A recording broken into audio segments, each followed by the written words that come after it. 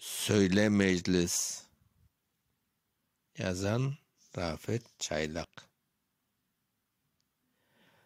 Söyle meclis, ne bekleyimiz, ne isteyimiz yapmaga. Öğrenemiz boş boşuna laf etmege çapmaga. Yılda bir sınıf açılsa, belleyimiz yardık bir baş. Böylelikle Kırımlılar devlet kurar, tapar aş. Ne bekleyimiz? Aytın meclis, ben istemem bilmege. İstemeyim öz yurtumda başım egip cürmege. Anlayacak olsan anla sen. Bitti beklev vakti.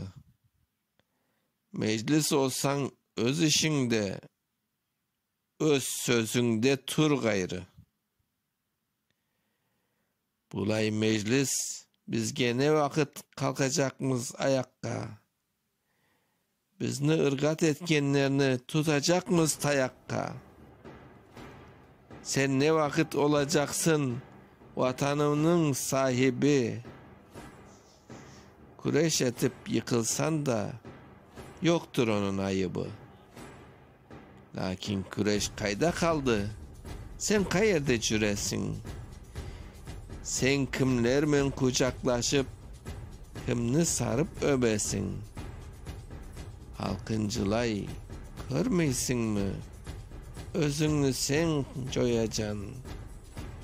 Sen vatansız, ana dilsiz, ırgat olup kalacan. Halk boldurdu. Sen ne vakit halka yardım yapacan? Ne vakit sen Kırımlar için baht kapısını açacan? Ak binanın için sahibi sen ne vakit olacan?